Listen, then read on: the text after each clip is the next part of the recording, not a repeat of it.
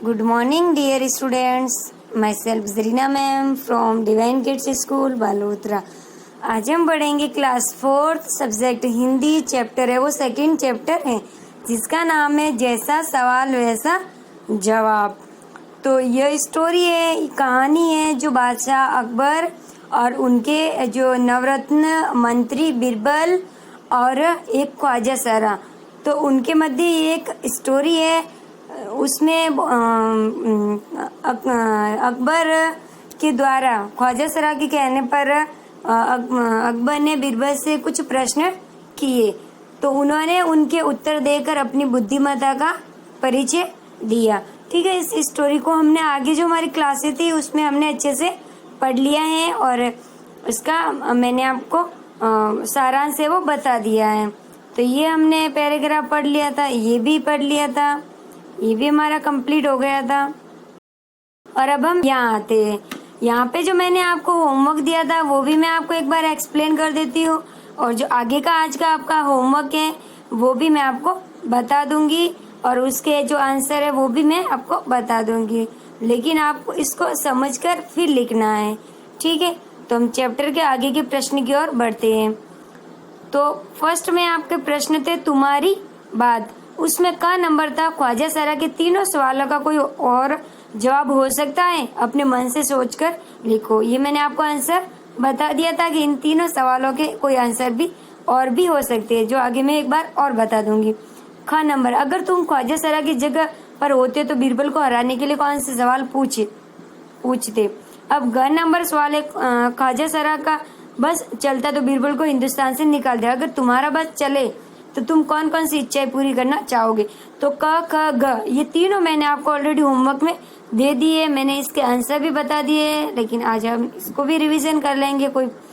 अब आगे आज का आपका होमवर्क है, उसको ध्यान से समझना। पहले बस, उसमें क्या दे रखा है, बस एक शब्द है जो अलग अलग वाक्यों में अलग अलग अर्थ देता है। ठीक है, तो इसमें अलग अलग वाक्यों में अलग अलग अर्थ कैसे देता है। नीचे लिखिए वाक्य पढ़ो। मैं बस में बैठकर स्कूल जाती हूँ। ये बस है वो जो यात्रा करते हैं ना, जो बस, वो वाली बस है। तो और ख्वाजा सरा का बस चलता तो बीरबल को निकाल देते। यहाँ पे बस का अर्थ कुछ और ही निकल रहा है। बस अब रुक जाओ, यानी किसी को बोलते बस अब ठहरो, तो वो बस अलग अर्थ निकलता है। बस 2 दिन की तो बात है, मैं आ जाऊंगी, वो बस अलग। इसमें हर एक सेंटेंस में बस का अर्थ है वो अलग अलग निकल रहा है। ठीक है, तो ऊपर लिखे वाक्यों में बस शब्द के अर्थ अलग अलग निकल रहे हैं, क्योंकि एक में साधन के रूप में निकल रहा है, तो एक में रुकने के लिए कह रहा है, तो एक में तसल्ली देने के लिए बस 2 दिन की तो बात है, मैं आ जाऊंगा। तो इस तरह से हर एक के अर्थ है वो अलग अलग निकल रहे। तुम आगे अब इसी तरह चल शब्द से वाक्य बनाओ, यानी बस से तो हमने ये अर्थ निकले, जैसे मैं बस में बैठ के स्कूल जाती हूँ, ख्वाजा सरा का बस चलता तो बीरबल को निकाल देते, बस अब रुक जाओ, बस 2 दिन की तो बात है, मैं आ जाऊंगी। तो इनमें हर एक के अर्थ है वो बस जरूर शब्द है लेकिन अलग अर्थ है। ठीक है, तो इसी तरह हमें चल जो शब्द है उनके अलग अलग अर्थ बनाकर लिखने हैं। ठीक है, चल, चल, चल, चला, चले, चलना, चलती, चलो। तो इनके भी मैं आपको आंसर एग्जैक्ट ही बता देती हूँ आगे। इससे पहले आगे का प्रश्न हम पढ़ते। बड़े कहानी। एक दिन अकबर ने बीरबल से पूछा, बीरबल दुनिया में सबसे अधिक शक्तिशाली कौन है। बीरबल ने क्या कहा होगा, कहानी आगे बढ़ाओ। तो ये आंसर, तो ये हम जब हम क्लासे होंगी ना उस टाइम में आपको अच्छे से और कोई स्टोरी सुनाकर इससे रिलेटेड करके आपको मैं बता दूंगी। ठीक है, तो हम आगे बढ़ते। ये आपको होमवर्क में नहीं करना है। तो इसमें जो मैंने आपको कौन कौन से प्रश्न दिए, देखो यहाँ पाठ्य पुस्तक से क नंबर पर तुम्हारी बात, इसमें क ख इनके प्रश्न और उत्तर ग, ये मैंने आपको क ख ग ये मैंने दे दिए।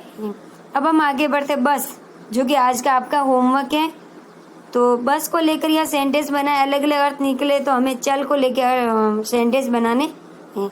तो पहला सेंटेंस कौन सा बनेगा, देखो यह, तू मेरे साथ चल, यानी आने के लिए कह रहा, चलने के लिए। आज तो मैं चल चल कर थक गया, तो इसका भी अर्थ अलग निकल रहा है, मैं घूम घूम कर थक गया।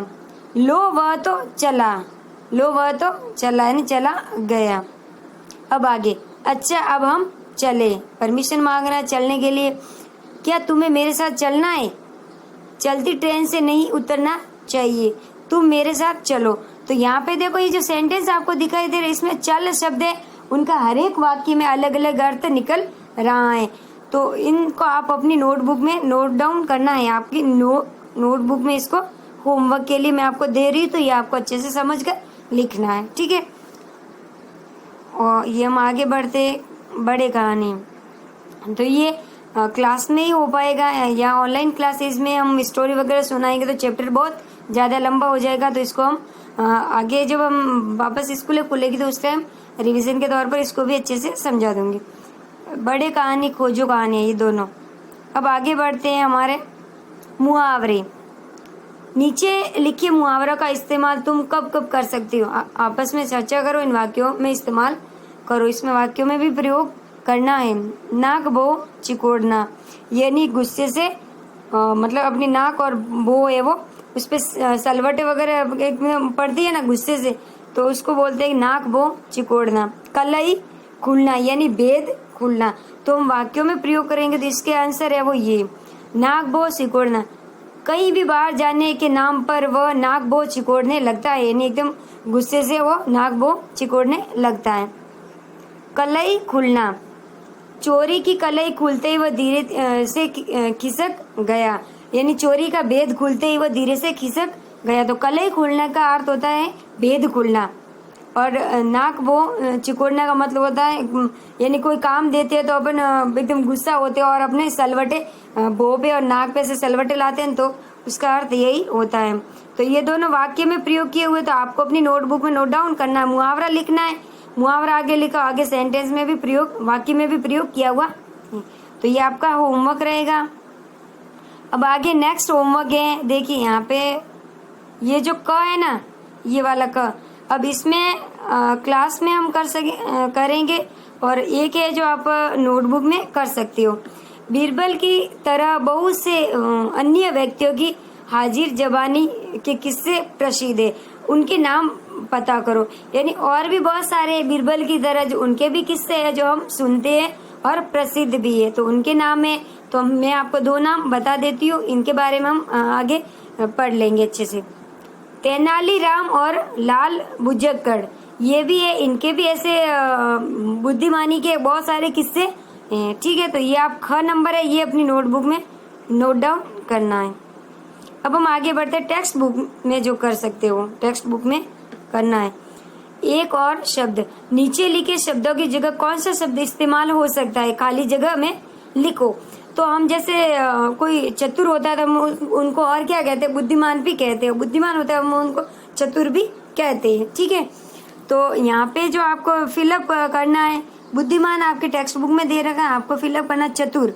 बुद्धिमान को और क्या हम कहते हैं, चतुर। मूर्ख को बेवकूफ भी कहते हैं। अभिमान को घमंड भी कहते हैं। अंडरलाइन किए हुए शब्द है वो आपको टेक्स्ट बुक में करने। विश्वास को भरोसा भी कहते हैं कि मुझ पर विश्वास करो, मुझ पर भरोसा करो, यानी एक ही है। संसार, और संसार यानी दुनिया, इसका एक और शब्द है दुनिया, और ये इसका पर्यायवाची है।